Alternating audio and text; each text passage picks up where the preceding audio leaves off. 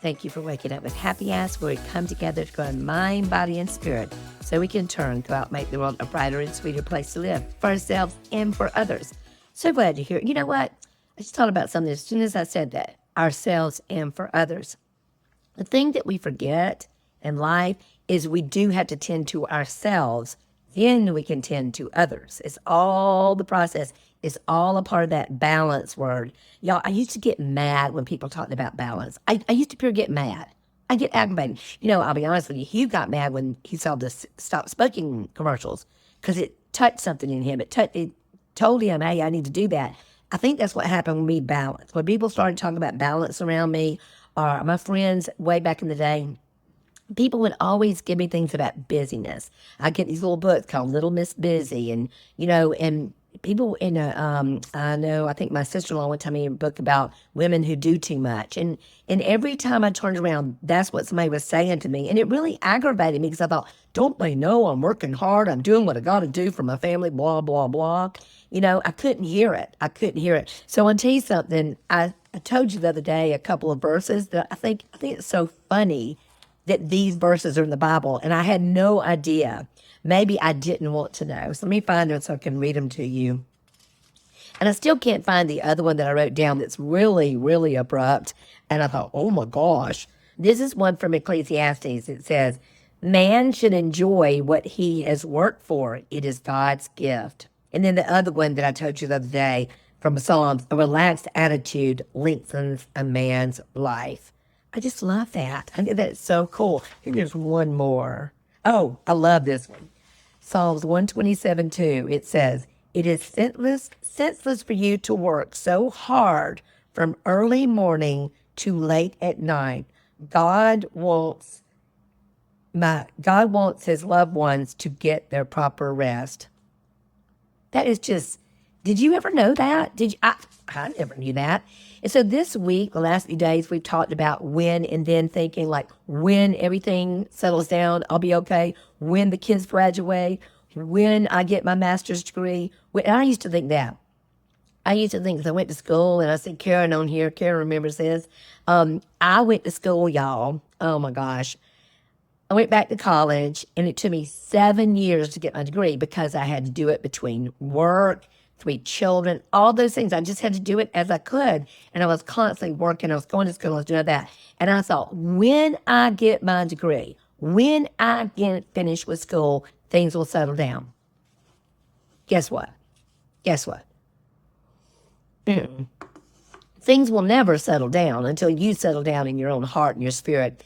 I loved a message I heard. Charles Swindoll is with a pastor, and he said he went to a fireplace, beautiful, beautiful fireplace, old fireplace. I want to make sure I read it right. And he saw it, and it said on the fireplace, it was dirty, and he looked underneath the dirt, and it says, if your heart is cold, my fires cannot warm you. If your heart is cold, my fires cannot warm you.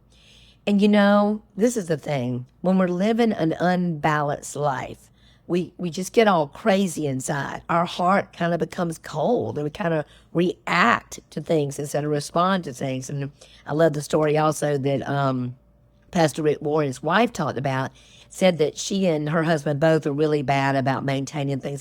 They're real good about people, but they're not real good with things. I kind of relate to that. And she said that her tire was about to blow, and the guy at the tire place said, listen, this has got a bald spot on it, and the bigger it gets, the more this balloon underneath here is going to grow, and one day it's going to just blow. And when it blows, it may not just hurt you, it may hurt those around you. And I think that's what happens to us when we have an unbalanced life, when we're living from a state of busyness, just a state of just go, go, go, go, go. We don't take time to nourish our inner life. We don't take time to nourish our soul. We don't take time for balance. Then we sometimes can explode and not mean to, So I don't know. I hope our message this week is just, if you're one of those people that has neglected your inner life, if you've neglected to stoke that inner fire, by having time alone with God and resting in His Spirit, in His grace, in His peace. Please take this as your signal to do that now, because you're not special in that. I really did used to think, I'm embarrassed to tell you, but I really thought that they were talking about everybody but me. I thought I had something special. I thought that I was the person who could go without sleep, who could go without eating right, who could go without, I could just do, and not stop and take care of myself. Y'all, that is not healthy. It is not healthy in any fashion. You're not impressing anybody. I wasn't impressing anybody. Everybody knew I was being crazy. I was just being cray-cray, and I don't do that anymore. So what I'm going to ask you right now, I'm going to ask you a question. I want you to really think about it. What have you neglected out of your busyness? What are you neglecting right now? And most of the times it's yourself. You're probably neglecting yourself. And you remember, and this was always hard for me growing up. I didn't quite get this. I get it now. There's a part in the Bible that says, and I'm sorry to get all Bible-y on you today, but I thought it was interesting that all these things were there all along, and I hadn't paid attention to all the balance stuff, I guess because I didn't want to see it.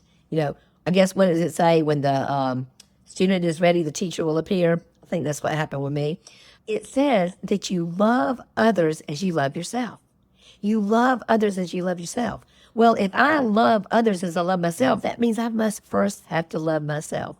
And loving myself means that I tend to myself. It means I look at my inner life. It means I live from the inside out, not the outside in. It means I nourish that inner fire.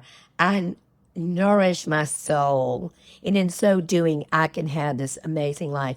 My husband used to say at night when he was having trouble sleeping, he would say this prayer. He'd say, God, give me, let the sleep I have be enough. Just let it be enough for what I have to do to move forward with my life. Just let it be enough.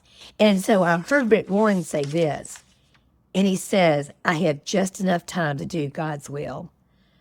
I have just enough time to do God's will. So let that stamp on your heart today. I have just enough time.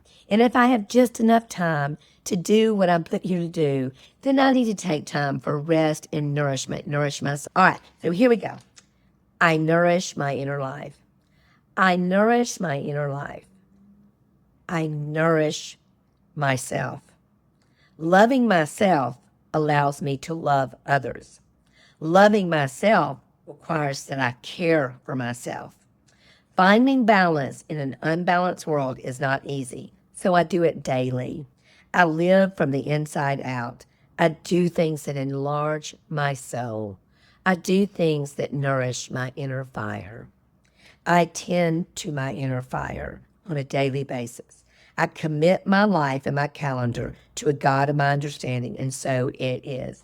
So y'all, if you've not been in balance, today's your day. Today's your day to just ask God to help you to get your life in balance. And you'll be so glad you did. You'll be so much happier because this life is not about accomplishments, achievements, and all these things. It's just about falling back in the arms of grace and loving yourself and loving others on a daily basis. Be sweet, y'all. Bye.